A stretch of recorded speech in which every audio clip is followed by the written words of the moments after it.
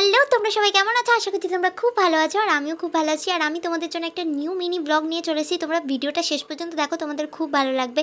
তো সামনেই তো তোমরা সকলেই জানো যে পিতৃপক্ষের অবসান ঘটে দেবী পক্ষের সূচনা হবে। মানে আমাদের সেরা উৎসব দুর্গাপূজা আসছে। তো শপিং হোক আর নাই হোক, আমাদের মনের কিন্তু আনন্দটা একই থাকে সকলের।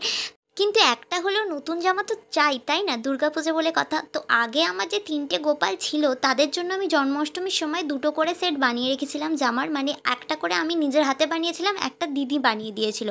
তো এই যে ছোট্ট আমার পুচকু গোপালটা, ওর অনেকগুলো জামা আমি বানিয়েছি, কিন্তু দুর্গাপুজোয় পরার মতো না। সেই জন্য আমি দিদিকে বললাম যে মাপটাপ নিয়ে একটু ভালো করে ওর একটু জামা করে দে। তো সেটাই দিদি এখন মাপ নিচ্ছে খুব ভালো করে একটা সুন্দর মতো জামা করার জন্য।